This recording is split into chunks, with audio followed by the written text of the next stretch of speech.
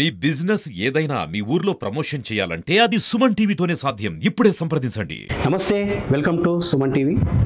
ప్రస్తుతం శ్రీ నారాయణరావు పటేల్ గారితో ఉన్నాము. మాజీ శాసనసభ్యులు మరియు కాంగ్రెస్ ముదోల్ నియోజకవర్గ ఇన్ఛార్జ్. మరి జరిగినటువంటి ఎంపీ ఎలక్షన్స్, పార్లమెంట్ ఎలక్షన్స్, జరగబోతున్నటువంటి స్థానిక ఎలక్షన్స్పై వారి అభిప్రాయాలను అడిగేటువంటి ప్రయత్నం చేద్దాం. సార్ నమస్కారం. నమస్కారం సార్, నారాయణరావు పటేల్ అంటే ముదోల్ అంటే నారాయణ పటేల్ అంటే ఇంత క్రేజ్ ఉన్నటువంటి ఒకప్పుడు డైనమిక్ లీడర్. మరి ఈ మధ్య మీరు కొంచెం మీ చరిష్మా తగ్గిపోవడానికి కానీ మీ పవర్ తగ్గిపోవడానికి కారణం ఏమిటంటే? సమయాన్ని బట్టి, సందర్భాన్ని బట్టి కొంత గ్యాప్ వచ్చింది. గ్యాప్ వచ్చే మూలన కొంచెం జనాల్లో గ్యాప్ పెరగడం మూలన సార్కు రాజకీయం ఇంట్రెస్ట్ లేదేమని ఒక భావన వాళ్ళకు కలిగింది. పవర్లో ఉన్నా, పవర్లో లేకపోయినా గత 30 సంవత్సరాల నుంచి నేను ప్రజల సేవలో ఉన్నాను, ప్రజలకు సేవ చేస్తాను. మొన్న అసెంబ్లీ ఎన్నికల్లో కేవలం మనకు టైం దొరకలేదు, కేవలం 20 రోజులే టైం దొరికింది. వస్తాము, చేస్తాము, పోటీ చేస్తాము, చెయ్యము, కాంగ్రెస్ వాళ్ళు అడగడము, ఇవన్నీ గందరగోళ పరిస్థితిలో ఓటర్స్ క్యాడర్ ఎక్కడెక్కడ ఫిక్స్ అయింది. మరి వెంటనే 3-4 మంత్స్ తర్వాత మొన్న పార్లమెంట్ ఎలక్షన్స్ వచ్చినాయి. కాంగ్రెస్ పార్టీ బాగా పుంజుకుంది. నువ్వా నేనా అనే రీతిలో బీజేపీ పార్టీకి ఫైట్ ఇవ్వడం జరిగింది. రేపు 4వ తేదీ రోజు దాని రిజల్ట్స్ మీరు చూడబోతున్నారు. చరిష్మా తగ్గిందా, కాంగ్రెస్ పార్టీ పూర్వ వైభవానికి వచ్చిందా, వస్తుందా, తేడా ఉందా? ఏ 3 పార్టీల్లో ఏ పార్టీది బాగా చరిష్మా తగ్గింది? మీకు ఇదొక ఉదాహరణ.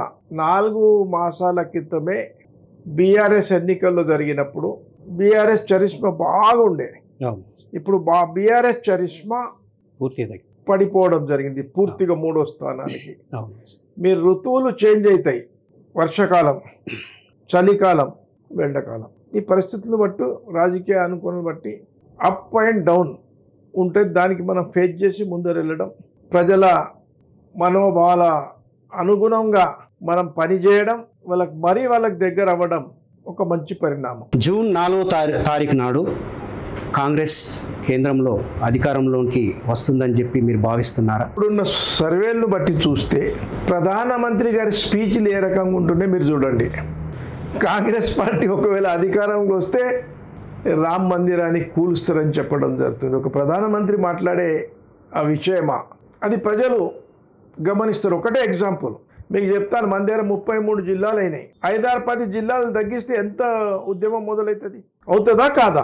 మరి ఇదైతే ఒక ధర్మాన్ని, మెజారిటీ వర్గాల ధర్మాన్ని ఎవరైనా బుద్ధి ఉన్నోళ్ళు ముట్టుకుంటారా? కానీ ఆయన ఏదో ఆలోచించి, అటువంటి పెద్ద మనిషి, 10 సంవత్సరాలు ఈ దేశాన్ని వెళ్ళిన వ్యక్తి, అంటే భయపడి భయభ్రాంతులకు గురి అయి కాంగ్రెస్ పార్టీ వస్తే రాముడి మీద బుల్డోజర్ వేస్తారంటే అది ఎక్కడ న్యాయం? అదొక భాషనా, అదొక మాటనా? దాన్నే బట్టే వాళ్ళ మెజారిటీ తగ్గుతుందని వాళ్ళు భయపడుతున్నారు. ప్రధానమంత్రి గారు 75 సంవత్సరాలకే కట్ ఆఫ్ డేట్ పెట్టారు. అద్వానీ గారిని పక్కకు పెట్టారు, వెంకయ్య నాయుడిని పక్కకు పెట్టారు, మురళీ మనోహర్ జోషికి కూడా పక్కకు పెట్టారు. మరి ప్రధానమంత్రి గారు నా గ్యారంటీ అంటున్నాడు, మోదీ గ్యారంటీ. మనకి ఈయనకు కూడా వర్తిస్తుంది. ఈయనకు 2 సంవత్సరాలే సమయం ఉంది 75 సంవత్సరాలు కావడానికి. మరి ఈయన గ్యారంటీ 5 ఇయర్స్ ఎట్లా తీసుకుంటాడు? రూల్స్ ఒకటే వర్తిస్తాయి కదా. మన భారతదేశంలో మీకు ఒక చట్టం, నాకు ఒక చట్టం, వేరేలోకి ఒక చట్టం లేదు కదా. ఆయన పెట్టిన చట్టమే కదా. మరి ఆయన గ్యారంటీని ఎట్లా ప్రజలు నమ్ముతారు? ఖచ్చితంగా ఇండియా కూటమి భారీ మెజార్టీతో గెలవబోతుందని భయపడి ఇలాంటి రకమైన వాగ్దానాలు ఆయన చేయడం జరుగుతుంది. సార్, కాంగ్రెస్ ప్రవేశపెట్టినటువంటి 6 గ్యారెంటీల అమలులో 1-2 మినహా ఇంతవరకు అమలు పరిచింది లేదు. అంటే మధ్యలో ఎలక్షన్ కోడ్ వచ్చింది.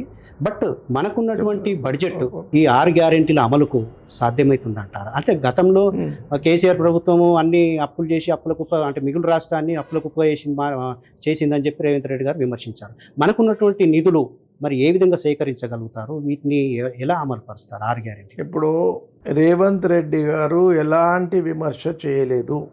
68,000 కోట్ల అప్పు మనము పంపకం జరిగినప్పుడు ఉండే. మనకు సర్ప్లస్ 16,000 కోట్లు నిధులు ఉండే. రేవంత్ రెడ్డి గారు చెప్పిన దాంట్లో ఏ మాట తప్పు కాదు. ఇప్పటికీ 7 లక్షల కోట్లు అప్పు తీసి రెవెన్యూ లోటు 30,000 కోట్లకు తీసుకొచ్చారు.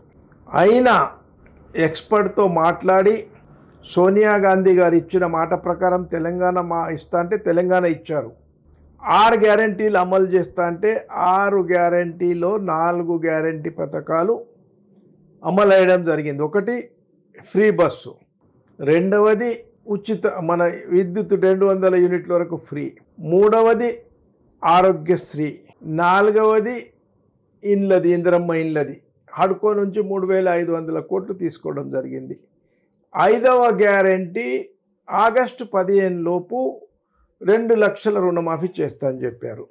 అదే కేసీఆర్ గారి ప్రభుత్వం ₹1,00,000 మాఫ్ చేస్తా అని 5 సంవత్సరాల తర్వాత కూడా 4,000 మంది రైతులకు దాదాపుగా ₹1,00,000 రుణమాఫీ చేయలేదు. ధైర్యంతో రేవంత్ రెడ్డి గారు ఆగస్టు 15 లోపు నేను రుణమాఫీ చేస్తా అని చెప్పారు. మహాలక్ష్మి పథకం ఒకటి ఉంది ఇంప్లిమెంటేషన్ చేసేది. ఏ పార్టీ కూడా మేనిఫెస్టోలను భగవద్గీత ఖురాన్ ఒట్టుతో సహా మనం పెడతాం. అందులో భాగంగానే 5 సంవత్సరాల కోసం మేనిఫెస్టోలు విడుదల అయింది ఉంటుంది. ఈరోజు చేస్తాం ఆ రోజు చేస్తాం కాదు. మా ప్రభుత్వం వచ్చిన తర్వాత 4 మాసాల్లో 5 స్కీమ్లు మొదలుపెట్టాం. 3,500 కోట్లు హడ్కో లోనం రెడీ ఉంది. ఎన్నికల కోడ్ మూలాన 2 నెలలు అనవసరంగా ఈ కోడ్ మూల ఏ పని మనం చేయలేకపోయాం. ఎన్నికలైన తర్వాత బడ్జెట్ల అనుగుణంగా మరి ఈరోజు అపోజిషన్ పార్టీ వాళ్ళు వరికి బోనస్ అని చెప్తున్నారు. వరికి బోనస్ ఎందుకు చెప్తున్నారు? సన్న వడ్లకు బోనస్ ఎందుకు ఇస్తున్నారు? దొడ్డు వడ్లకు ఎందుకు ఇస్తలేరంటే మనం ప్రతి చోట ఇప్పుడు రేషన్ డీలర్కు మనం బియ్యం ఇస్తున్నాం. కేంద్ర ప్రభుత్వం రాష్ట్ర ప్రభుత్వం 70% మంది అది మార్కెట్లో అమ్ముకుంటున్నారు. అట్లా జరగద్దు. సన్న బియ్యం హాస్టల్లో ఇవ్వాలా, రేషన్ కార్డులు ఇవ్వాలా, ప్రతి చోట్ల ఇవ్వాలా. సన్న వడ్లను ప్రోత్సహించడానికే మొదలు సన్న బియ్యం మనకు సప్లై కావాలనే ఉద్దేశంతో సన్న వడ్లకు ₹500 బోనస్ చెప్పారు. దొడ్డు వడ్లకు ఎక్కడ ఇవ్వమని చెప్పలేదు. మొదలు సన్న వడ్లకు ఇస్తాని చెప్పడం జరిగింది. మీ కుటుంబం ఇంతవరకు అంటే మొదటి నుంచి రాజకీయ పరంగా కాకుండా మీరు వ్యాపారస్తుల కుటుంబం నుంచి వచ్చి రాజకీయాల్లో మీరు స్థిరపడి అంతకుముందు కూడా మీరు రాజకీయంలో రాకముందు కూడా మీ కుటుంబం నుంచి చాలా సేవా కార్యక్రమాలు చేస్తారు. ఐ హాస్పిటల్ కానివ్వండి, కాలేజ్ కానివ్వండి, విద్యార్థులకు విద్యాబోధన కానివ్వండి, ఇట్లాంటి కార్యక్రమాలు ఆ మధ్య చాలా చేపట్టారు. కానీ మీరు రాజకీయంలోకి వచ్చిన తర్వాత ఈ కార్యక్రమాలు సేవా కార్యక్రమాలు ఆగిపోయాయని చెప్పి ప్రజలట. దీనిపై మీ స్పందన? మేము రాజకీయాలు రాకన్నా మొదలు సేవా కార్యక్రమాలు ఏది మొదలు పెట్టలేదు. రాజకీయంలో మేము హామీ ఇవ్వలేదు. రాజకీయంలో వచ్చిన తర్వాతనే, ఎమ్మెల్యే అయిన తర్వాతనే ఇక్కడ అవసరాలను బట్టి మనము నిర్ణయాలు తీసుకోవడం జరుగుతుంది. మీకు ఎవరు చెప్పారో మరి మీరు కూడా ఒకసారి మీ కంటితో ముదోళ్ళు వెళ్ళి చూడండి. ఆసుపత్రి సరిపోకపోతే ఇంకా 4 కోట్లతో కొత్త బిల్డింగ్ కట్టడం జరిగింది. హైదరాబాద్లో ఏదైతే ఫెసిలిటీ ఉంటుంది కన్ను గురించి, రెటీనా గురించి, సైంటిస్టుల గురించి, ఇక ముందు ఈ 3 జిల్లాల వారికి హైదరాబాద్ ఎల్వి ప్రసాద్కి వెళ్ళడానికి అవసరం లేకుండా వచ్చే మాసంలో బ్రహ్మాండమైన ఇంకొక పెద్ద ఆసుపత్రి మేము అక్కడ ప్రారంభించడం జరుగుతుంది. మా చేతుల దగ్గర, జిఎన్ రావు గారి చేతుల ముందర, ఇంకా వేరే వాళ్ళకి ఎవరు పిలిచే అవసరం లేదు. మేము ఆసుపత్రిని ఇక్కడున్న లోకల్ అధికారులతో పిలిపించి మీకు అదొక మంచి పాత ఆసుపత్రి కంటే 100% మెరుగైనది. హైదరాబాద్లో ఎల్వి ప్రసాద్లో ఏది జరుగుతుంది అది ఇక్కడ జరగడానికి తీసుకొస్తున్నాం. మరి మేము సేవా కార్యక్రమాలు ఎక్కడ ఆపాము, ఎప్పుడు ఆపాము అది మీరు చెప్పాలి, ప్రజలు చెప్పాలి. సార్, హరీష్ రావు గారు రుణమాఫీ చేయకపోతే, ఒకవేళ చేసినట్టయితే నేను రాజీనామా చేస్తాను, రుణమాఫీ మీ వల్ల కాదు అన్న ఒక ఛాలెంజ్ చేశారు. దానిపై మీరు ఎట్లా స్పందిస్తారు? ఇప్పుడు హరీష్ రావు గారికి టీఆర్ఎస్ పార్టీకి ఒక అలవాటు. వాళ్ళు ఎగ్గొట్టిండ్రు కదా, ఎగ్గొట్టిండ్రా లేదా? అవును, ఎగ్గొట్టిండ్రా. అవును, 25,000 అది ఇచ్చి ₹1,00,000 ఇంకా 4,000 మందిని ఎగ్గొట్టిండు. 5 సంవత్సరాల తర్వాత కూడా ఎగ్గొట్టిండు. వాళ్ళు ఎగ్గొట్టిండు కానీ వీళ్ళు కూడా ఇట్లనే చేస్తారని వాళ్ళు అనుమానపడి ఇక దిక్కుతోచని పరిస్థితిలో వీళ్ళు ఒకవేళ 2 లక్షలు మాఫ్ చేస్తే మాకు పుట్టగతులు ఉండేని ఏదో డ్రామా మొదలు పెట్టడం జరిగింది. ఖచ్చితంగా అమలు అవుతుందంటారు? 100%. ఇగో మీరు ఒకటి ఆలోచించాలా, సార్ ఆయనకు చిత్తశుద్ధి లేకపోతే ఆయన ఎక్కడ వెళ్ళినా చర్చ్లో చర్చ్ సాక్షి, నిజామాబాద్లో సరస్వతి మాత సాక్షి, జోగులాంబ దగ్గర వెళ్తే మహబూబ్ నగర్లో జోగులాంబ సాక్షి, వరంగల్లో వెళ్తే మహంకాళి సాక్షి. ఎందుకు తీసుకుంటాడయ్యా? ఎవరైనా చిత్తశుద్ధి ఉన్నది, చేస్తామనే నమ్మకం ఉంది, దానికి ప్లానింగ్ ఉన్నదనే దేవుడు ఒట్టు తీసుకున్నారు. ఈ ఒట్టు గట్టు మీద పెడతారని చెప్పి కొందరు నాయకుల వాదన. మరి దానిపైన ఎట్లా? ఇప్పుడు ఒట్టు పెట్టుకుంటున్నారు రేవంత్ రెడ్డి గారు, అవును, ఈ ఒట్టు తీసి గట్టు పెడతారు, ఎలక్షన్ మట్టుకే ఈ ఒట్టు అని చెప్పి ఆ అవసరం లేదు కదా, అవసరం లేదు. ఇది ఆషామాషి ఈ మేనిఫెస్టోలు కాదు. ఎవరు రిలీజ్ చేశారు ఈ మేనిఫెస్టోలను? సోనియా గాంధీ గారు, రాహుల్ గాంధీ గారు. తెలంగాణ రాష్ట్రం ఇస్తా అని 2 రాష్ట్రాల్లో అధికారం కోల్పోయిన ప్రజలు గ్రహించి సోనియా అమ్మ చెప్పిందని నమ్మకంతో ఓట్లేశారు. ఇది సోనియా అమ్మ ద్వారానే 6 గ్యారంటీలు చెప్పారు. ఆమెకి ఏం అవసరం? 34 సంవత్సరాల తర్వాత వాళ్ళ కుటుంబానికి ఇప్పుడు అవకాశం వస్తుంది. రాజీవ్ గాంధీ గారు చనిపోయిన తర్వాత వస్తుందా లేదా?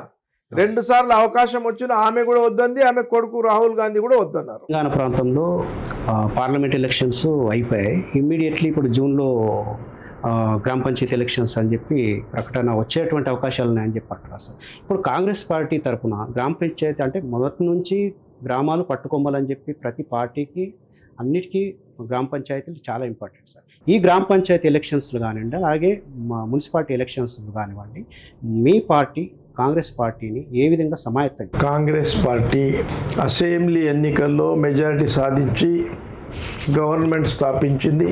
ఆ ఉత్సవంతో పార్లమెంట్లో కూడా దాదాపుగా 10 నుంచి 12 చోట్ల పార్టీ గెలుస్తుంది. అదే ఊపుతో 80% లోకల్ బాడీస్ ఖచ్చితంగా కాంగ్రెస్ పార్టీ గెలుస్తుంది. గత 10 సంవత్సరంలో కేసీఆర్ గారు ఒక్క రేషన్ కార్డు ఇవ్వలేదు, ఒక్క ఆరోగ్యశ్రీ కార్డు ఇవ్వలేదు, ఒక్క ఇల్లు కట్టియలేదు. నేను గతంలో శాసనసభ్యుడు ఉన్నప్పుడు 50,000 ఇల్లు కట్టించాను ప్రజలకు.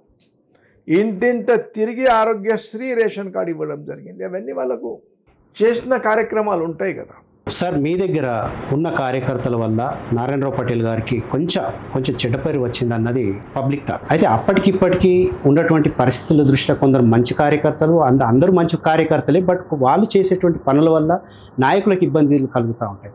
అది ఎంతవరకు వాస్తవం అంటారు? చెడు వాళ్ళు ఉంటారు. కొంత చెడు చేసినా నాయకత్వం పటిష్టంగా ఉంటే మందలిస్తారు. నేను మందలిస్తాను, సరిదిద్దే అవకాశం ఇస్తాం వాళ్ళకు. ఒకవేళ వాళ్ళు మారకపోతే వేరేళ్ళకి మార్చి కొత్త వాళ్ళకి తయారు చేస్తాం. ఇది మాత్రం ఒక్క కార్యకర్తలపైనే డిపెండ్ ఉండదు, నాయకుని పైన డిపెండ్ ఉంటుంది. చాలామంది మన నాయకులు ఎక్కడో ఉంటారు, వాళ్ళకి నమ్మి ఓట్లేస్తారు. వాళ్ళు చేసి కొన్ని సమస్యలు కూడా వస్తాయి. ఆ సమస్యలు మేము ఎప్పటికప్పుడు రెక్టిఫై చేసుకుంటూ, వాళ్ళు తప్పు చేస్తే మందలిస్తూ, మంచి పనులు చేస్తే ప్రోత్సహిస్తూ, వాళ్ళకి ఏ రకంగా అకామిడేషన్ చేస్తూ బేరీజ్గా వేసుకొని కలుపుకొని ప్రయత్నం చేస్తాం. తప్పు పని చేసిన వాళ్ళకి 1 సారి 2 సార్లు 3 సార్లు వార్నింగ్ ఇస్తాం, 4వసారి పక్కకు పెడతాం. Thank you sir, thank you so much. మా సుమన్ టీవీ ప్రేక్షకుల కోసం చాలా విలువైనటువంటి సమయాన్ని కేటాయించి మంచి సమాచారం ఇచ్చారు. Thank you sir, thank you.